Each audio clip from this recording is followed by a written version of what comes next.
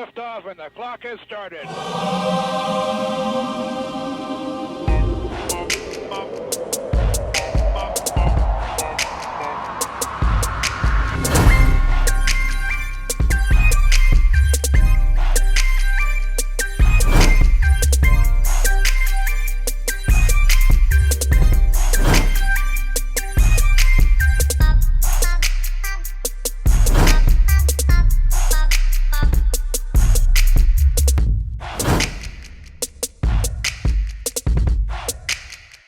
Hey, welcome back. Help me welcome Edward Clarke. Come on, give him a hand here. What's going on? What's going on? Hey, man, I count it a privilege that you are here to share your story. And I commend you because a lot of times when people go through things in their life, it is very hard for them to share what they've been through. But I've learned not too long ago when I wrote my book that transparency is the key. Not only does it help others make it just from hearing your story, but it actually encourages yourself to continue to press on. So tell me, what's going on currently in your life? I actually am a college professor right now. Okay, Also, a marriage and family therapist. that's awesome. Also, a substance abuse counselor, Now, alongside of being a entrepreneur and an executive director for an organization called Need for Bridges. okay, so let me ask this: how did you get to the point to want to be there for other people? Well, Xavier, I'm actually celebrating 12 years of sobriety. Oh, Thank you, congratulations, man. man! Thank you, thank you, How thank are you. you? And I think that one of the things that have gotten me to this point and has given me a real motivation and a real desire and passion to help people that are dealing with those same kinds of issues is the experience in the life that I had to experience. You Well, what know, did you go through? Just a little so bit I about it. was I was actually addicted to methamphetamines, man. Okay. This was a very hard drug when I was growing up. I was about 18 when this had started. It started off kind of like a high school kind of experimental thing with the weed and with the drinking here and there, and then when I got a little older, I started experimenting on harder drugs. Okay. And then I had gotten introduced to the methamphetamines, man. And this was something that took my life for a roller Now, coaster, let me man. ask you this, because a lot of people don't know how individuals even get hooked on methamphetamine. Like, how do you even got introduced to it? Where were you at? Who were you hanging around with? Was it a family member? Was it a friend? Were you at school? How did you get introduced to it? So it was. I grew up in Orange County, California, Okay, and so this was a that makes sense. predominantly Caucasian kind of environment where it was very, very accessible. Okay, Okay, yes. and so at first I was very against it. Okay, I grew up with a friend, with a neighbor of mine. Her dad used to actually cook the stuff. oh wow. And at that time, we would smoke weed together, Okay. but upstairs, they would be doing methamphetamine. See, and I got to pause you like there, like, cause this, I think this is why, like, my mom, a lot of times we get mad at our parents when they say, "Oh, my parents don't let me do nothing." Like growing up, Won't let me go nowhere. oh Why I yeah, can't spend the night over at my my friend's mom house? said it was church, school, and home, and the only house that we went to outside of our house was people that went to our church, and that's why everybody's called uncle and auntie. So it's like if everybody from school, nah, we didn't go to no one's house from school, and a lot of times, like we kind of like was mad at my mom because she did that. But now looking back on it, it's like she kept us from a lot of mess. And thank you, mom. Man, I hear you on that, and that is so true. A Yeah. lot of times, looking forward in the midst of it, we don't really understand why they are doing it, but it is to protect us. Yes.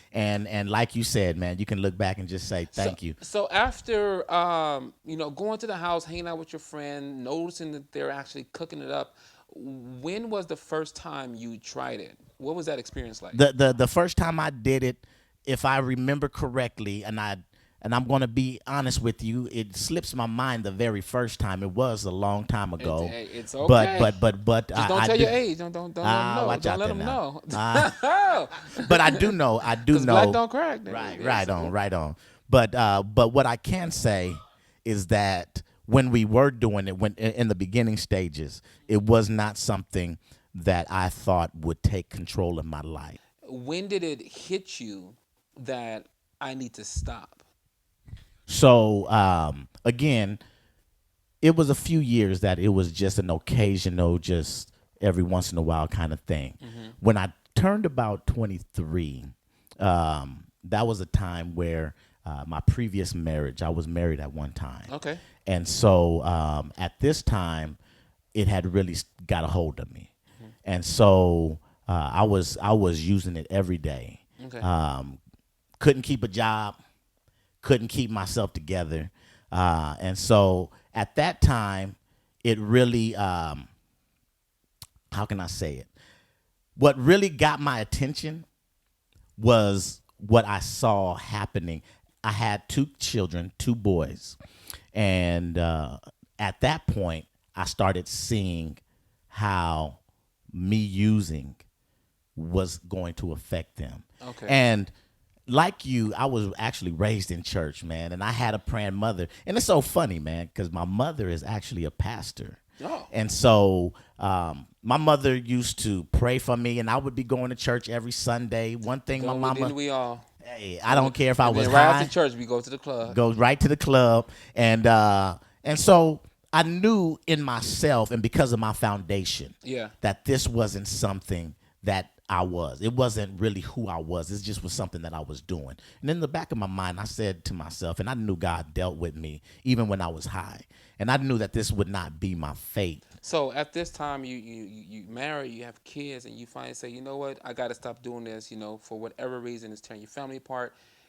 When was that moment that you just, was it just instant? Was it a while that you have to get rid of your friends? What got you out of that habit? So I did end up getting arrested for being under the influence one time. And so at that point, things were already getting rocky in my marriage. Okay. I saw things falling apart. It was getting to the point where, and at this point, my wife, who was my former wife, had gotten to the point to where she was tired. She was ready to walk away. And God vividly came into my life and came in. It was almost audible. And he gave me almost an illustrated picture showing me a fork in my road, letting me know that you are at a pivotal crossroad in your life. And if you continue to go down the path that you're going, you are going to hit a brick and you are going to hit rock bottom and you're going to lose everything. But then he began to show me about his faith, and he began to let me know if I turn now and make that move and make that transition, then he would restore some things. And in the midst of that, in the course of that, I did end up losing my wife, but I didn't lose everything. So when you changed your life, like you said, so take it back when you said, now you are a substance abuse counselor. So because of that because of those events in your life, this is now making you help others get through substance abuses. And tell us about that. Right. So now that I am at a place where, by God's grace, I've been able to get myself back in school, get my master's degree. I'm now a college professor. I'm now working in substance abuse. I'm now doing all of these things. And I feel like I have a responsibility. I have an obligation now to pay it forward. I had somebody that was really a support system for me. Okay. That was really on my team. That? That was my mother, man. Oh. That was my hey, mother. Mom, you want to say hi to and I want to give a shout out to you, my mom, there you go. My pastor, my friend. She was always there for me. Pastor Christine V. Clarke. Pastor Clarke, yes. Pastor Clarke, you did a good job. Yes. Pray them through. She never gave up on me. And so now I feel like it was all a part of God's plan for my life. I actually needed to go through what I went through because I wouldn't be able to connect and I wouldn't be able to understand a lot of the things that people go through had I not gone through a test myself. So let me ask this. So what are you doing with these individuals now? What kind of programs are you doing? What are you talking to them about? How are you helping these individuals through? Okay, so with everything that I do, again with academics, so I'm an academic counselor and a counseling instructor, and then I'm also a substance abuse counselor, and so I have merged those two things that I do to help inmates or people that are formerly incarcerated kind of find their path and kind of find their destiny. And through that, I give them help to determine whether or not they want to go down a career path or whether or not they want to explore some other educational or career pathways. That's amazing. So let's tell your guests, tell our guests if you can, what would you tell someone who's currently going through, substance abuse, or someone who has a family member that's going through substance abuse? What words of wisdom could you tell this individual or tell the family member to tell that individual? Well, I gotta say, one thing is you've got to trust the process. And even though they may be going through that particular stage or that period in their life, that does not define who they are. And so I've always been taught that if you look at a man the way that he is and you treat him the way that he is at that present moment, he will only get worse.